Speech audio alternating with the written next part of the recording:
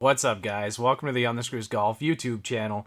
If it's your first time here, I'd like to invite you below, subscribe so you can be notified anytime we release a new podcast, which is every Friday about 5 p.m. Eastern Time, or any of the products that we might feature for a review on the page. If you're not already, please head over to our Instagram account at OTS Golf. Give us a follow there. We connect with a lot of really cool people in the golf community. And if you like the video, please head below, hit that like button, and let me know in the comments section about anything that you might like to see featured on this page. But alright, let's get into the video. Okay, On the Screws podcast, U.S. Open, 121st U.S. Open edition. I got Bryce back. How are you doing, Bryce? Good, how are you? Thanks for having me back. Yeah, man, yeah.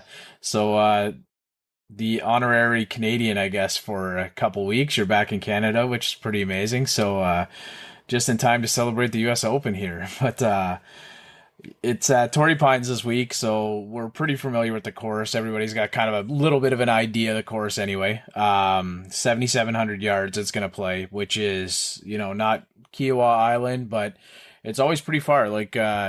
Torrey Pines is always a pretty long course, and we wanted to kind of chat a little bit about the rough. Like, that's always a topic in the U.S. Open. Last year at Wingfoot, same type of thing. They were saying they had 9-inch rough there, and it looks like it's kind of set up the same. So I know Torrey Pines is kind of wide, a little bit wider than Wingfoot, but it's long, right? So it's going to play into advantage of some of the players who can hit the fairway more. Putting's always important at major championships, but what do you think this week, Bryce?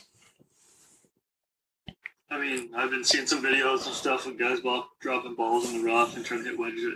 It looks treacherous out there. Yeah, I it, mean, it, it kind of looks like it's hard to explain. Like, yeah, if you're watching the podcast or listening here, you've probably seen like a video at this point of it, but you can just drop a ball and it vanishes into like green grass and you can't see anything. Like, it makes me think you of can when really Bryce. only see it if you're standing on top of it. Yeah, yeah. That's the only way you can see it. Like, spotters are going to be so important to find those golf balls, but even like in around the greens and whatnot, like just off the collars are all short, and just off the collar it's like, from one extreme to the next, right? So like, I like the idea of guys who have really good short games winning here this weekend, but at the same time, I don't know what it's going to be like for guys hitting the ball out of there. I've never played out of that kind of rough. Whenever I'm trying to play out of like anything off the fairway and whatnot, it just kind of grabs the club, turns it over. You can advance the ball like 30, 40 yards, right? But we were just kind of, I think it's going to. Be an advantage to the bigger guys, bigger, stronger guys like yeah. Brooks and DeChambeau and Leishman and Reed, like these big guys that can swing through the ball really. Well, They can handle that thick rough, so they might have an advantage here coming over the rough, like the bigger, stronger guys getting it through there compared to a yeah. guy like Zalatoris or like the smaller guys that maybe can't swing it that hard. But we'll see. I mean, hitting the fairways is gonna be huge this weekend. So. But like, Zalatoris has like one of the higher swing speeds on tour, right? So I don't know if it's as much. It's going to be like a play on both, almost like about power and about speed to get through that, right? Because like, I think of Matthew Wolff last year at the U.S. Open had so much success because he has so much club speed, but he's not a big guy in stature. But Yeah, obviously, Bryson ran away with it. But let's get into it. We got to talk about Brooks vs Brooksy or Bryson. Um, so, like, what are your thoughts on it? We're hearing rumors about the USGA trying to pair them up on Thursday. Bryson declining it. What do you think, Bryce? I would have loved to see them play together, but that's me as a fan. But there's no way you want as the game of golf is like get more people to watch golf. Grow the game more, and like if you're telling people this and it's attracting more new people, then I'm all for it. But like you said earlier, this could be a rumor, and like with COVID and stuff, they probably no one would have watched anyone else. The whole Torrey Pines would have been following Bryce and Brooks the whole way. Yeah, I think so. And guys would be screaming, Brooksy in the background and whatnot. It would just be a mess. But I was telling you, I was talking with a couple friends from the Pelt Pod, which is another great Canadian podcast. I mentioned them before. One of the guys was telling me about a fight on the Corn Ferry tour. So Luke Smith, I guess, got arrested or charged. I'm not exactly sure all of the details, but there was an actual fist fight on the Corn Ferry Tour last week. So Luke Smith, Austin Bailey, and Derek Fribbs, I guess, got into it. I don't know much about each one of the players, but it kind of made the Brooks and Bryson thing seem so trivial. But obviously, it's on more of like a public stage, right? So um, I would be one of the fans that would follow them around for a bit. For sure. I wouldn't stay all day. Like I would want to go and kind of check in, see what the car accident is like, and then move on and check out some of the other Mm, players, right? So, yeah. um, I I was also thinking though, DeChambeau would destroy Brooks's mental game. Like you know how Brooks he's like, oh, play fast, play fast. Guys play slow.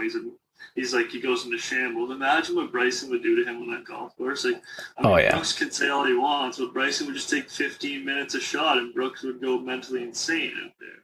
So that is, you're right. That is one of the things that Bryson has over a lot of other players is the mental game, and like the game of golf is it's so important, right? But we were also talking about, and you sent me a video just a few minutes ago of Brooks limping up the stairs. So I'm gonna take a second. I'm gonna drop the video right here for anybody who's watching on YouTube.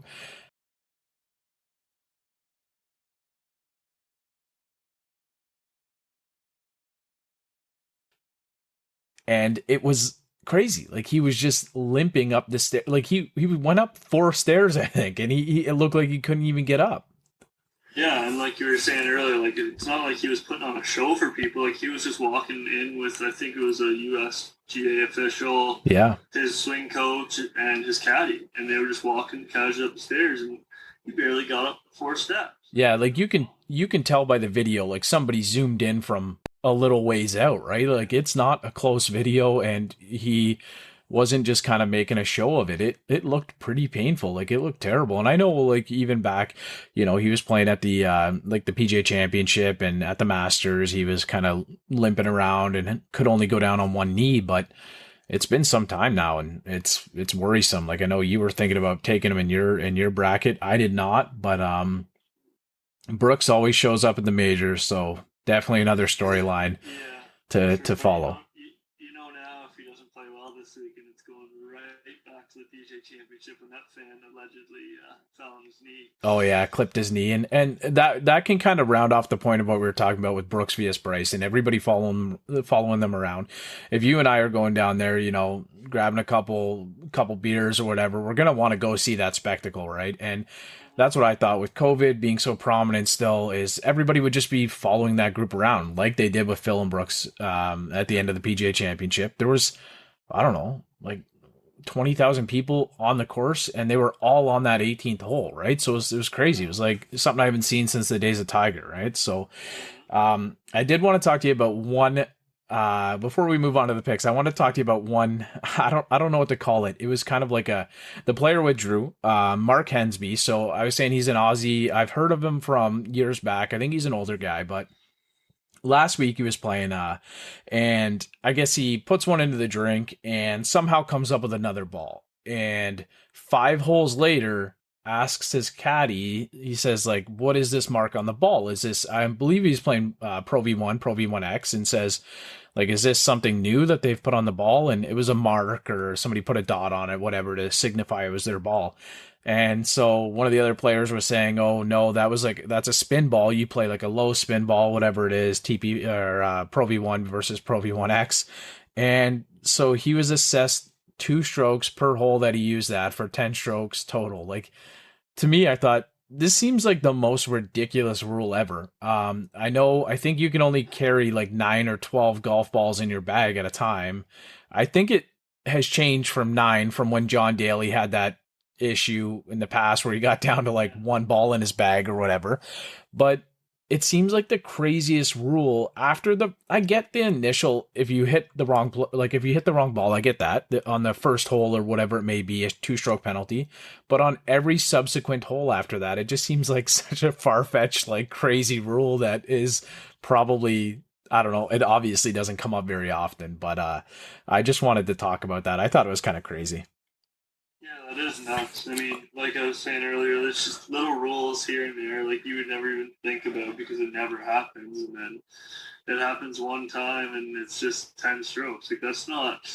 That's not a two-stroke penalty. That's 10 strokes. Like Yeah. that's the and then like you said, he just withdrew after. Like yeah, I would too. Like Well, I think he was like +2 at the time, and that put him at, yeah, +12. but even So, if he was in contention and that happens, like he goes down to what 170th place or something. It's like a mat. Like oh you know yeah, what I mean? yeah. Crazy. Just a rule that probably should be revisited. It seems very, very strange. But let's get into it. Let's do a couple predictions. So if anybody's listening right now, we're going to release this on the first day of the 121st U.S. Open. Tomorrow we've got a great episode with Rebecca Lee Bentham. Should say a great conversation. So she just wrapped up her play at the 76th U.S. Women's Open. So Rebecca's a native of the Toronto area. Hopped on the podcast, kind of told me about the experience. It was really cool. Gave some details about her playing career. So we are releasing this one a day early, typically than what we would, but we will have a conversation with Rebecca Lee Bentham out tomorrow. So why don't you kick it off, Bryce? We're gonna go through a couple of picks each, maybe two or three. So why don't you give me your first one, and if you got any reasonings why? I know you just had a bit of a drive coming across the border, but yeah, who you're going with first? So my first pick, I got Xander Schauffle. Like we talked about on the PGA pod, I mean, he's just always there. You can't ever count him out. I mean, he just comes to play. I don't have any stats in front of me for Xander, but I can tell you pretty confidently in 4 U.S. Opens, I don't think he has finished worse than sixth place. Also has Really? not won. I'm pretty sure. I'm pretty sure it could even be top five, but I'm pretty sure his worst finish is sixth, and he has not won one of them, unfortunately. But what a player! Pretty much, Mm-hmm. I don't know. Had a really good opportunity at the Masters. It was there at the PGA. Like I don't know. He's He's just never not in it. yeah. He's in it every Well, the time. PGA no, the PGA Championship, he actually missed the cut with Dustin Johnson. We both had them at +6, right? So, Yeah. Mm-hmm. kind of fell off there, but he's always there. So it's a good pick. Like I would love to see him. I would absolutely love to see Xander Oh, I win. would love to see him win. Yeah. Yeah, My next pick, I got the big man Mark Leishman, like we talked about earlier. yeah. I don't know, big guy. I mean, he hasn't been playing great. Like I haven't really even heard of much of him lately, but I mean, he's a great golfer. Like Well, he's fun. he's always kind of there. I think he played pretty well at the Masters, and he's always kind of floating around major championships. Again, like don't have a ton of stats on him, but I know he won the 2 man event with Cam Smith. So like Yeah, yeah. you know And they're with their wigs on, that was I hilarious. know a lot of guys like have Cam Smith. Like I looked at some of the predictions. A lot of people have Cam Smith doing well too. So not my pick this week. But before you give me the last one, Bryce, let me go over a couple Yeah. here of mine. I am I'm gonna go with Jason Kokrak. So he won the Charles Schwab. I cannot say that very well, but so when I was thinking about it, I thought like it's gonna be terrible hitting out of this rough. There's going to be a lot of long putts. Like nobody's hitting the ball all that close, I don't think. So Jason Kokrak is 12th in strokes gained total. So I'm kind of hoping that he can find the fairway, get it on the green, and he's second in total putting. So I think that combination could, lend to him. He's won already this year. He won at the end of 2020, and I think that, he's a player that kind of flies under the radar. He's like a top 50 player in the world right now. And yeah, I think Jason Kokrak will be kind of floating around there. He typically is right now. But the combination of strokes gained being just outside the top 10 and the second in total putting. If you're the second best putter in the world on the PGA Tour, anytime a major championship floats around, you got to be in contention. And I'll roll right into my next one because I'm going to go with Patrick Reed because this is the best putter on the planet, and I can read a couple of the stats off here. So fourth in strokes gained putting, fourth in total putting, first in overall putting average, first in one putt percentage, first in three putt avoidance, and seventh in total scoring. So total scoring all around. Patrick Reed also won here at Torrey Pines. He won the Farmers at the beginning of the year by like 6 strokes. So he absolutely dominated the field. I know he had that little issue with kind of picking the ball. I don't know what to think of Patrick Reed sometimes. Like I really don't. Like I think he's an incredible player. It seems like whenever he's making some of these adjustments in the lie and stuff like that he shouldn't be, he's the best short game player on the planet right now. I don't know why he does these things, but he's tied for 8th at the Masters and tied for 17th at the PGA Championship. So the guy shows up for the majors, and I got to take him in my bracket this week. Don't love it, but I'm going to. Who's your last one, Bryce? Um, I don't know if I have like this pick. I don't know if it's not so much he's gonna win, but I want to see him win. I want to see Spieth come back and have a win. Yeah. I mean, I don't know if he's gonna be right there, but I want to see him win because with the year he's been having, like kind of coming back, I guess you could call it. Oh, it's been a comeback, man, for sure. Yeah. A U.S. Open championship would just be a cherry on top. Like people will start saying, "Oh, he's back." Like that's the Spieth that was on tour when he was young, and he's back. And like I would just love to see that for him.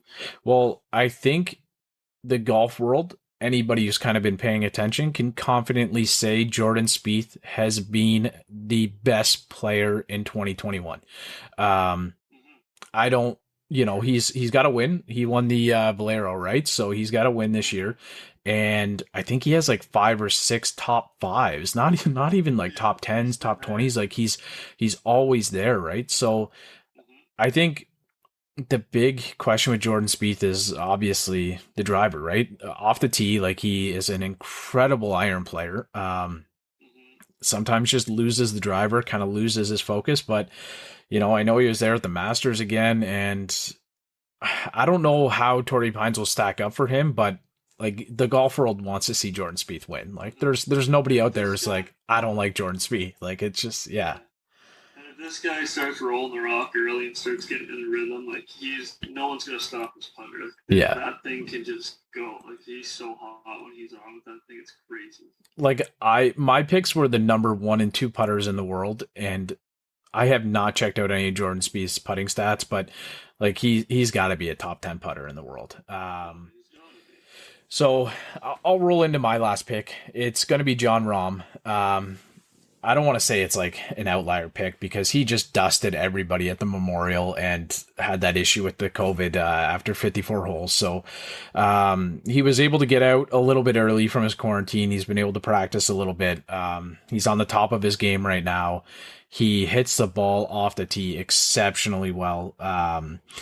He's in yeah, exactly. In 5 starts. So let me tell you this. In 5 starts at Torrey Pines, he's got a win, second place, T5 and T7. So like those are pretty incredible stats. He knows his way around Torrey Pines. He's 3rd in strokes gained off the tee, 2nd in strokes gained total, 2nd in total driving, and 5th in green and regulation percentage. So I like those 2 stats because they're kind of opposites of what I took with my other guys.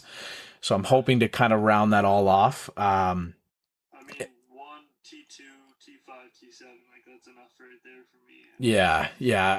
I think like he can find the fairway. He hits the ball a long way.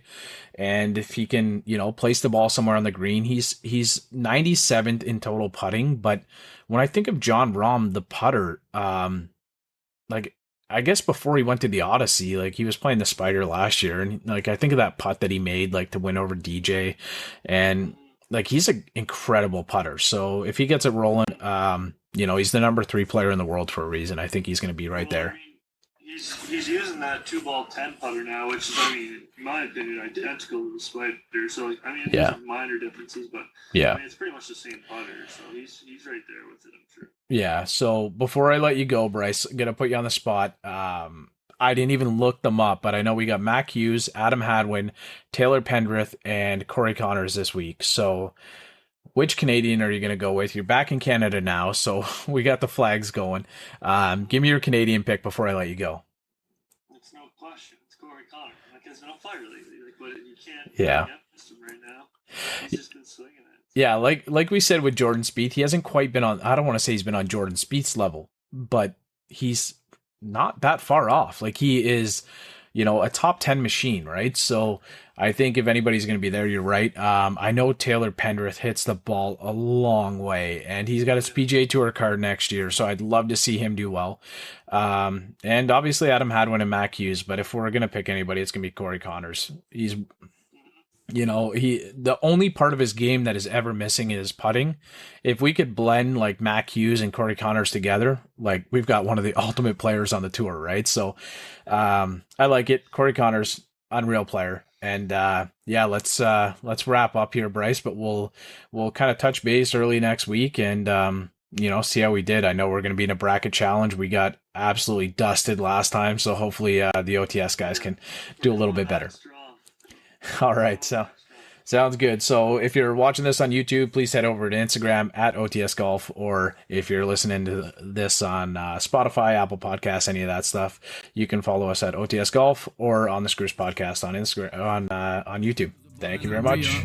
I miss a fairway, I probably end up in the ocean or maybe the beach, and I'm on a par 5 and I'm finna go reach it. Second was blind, I ain't see it.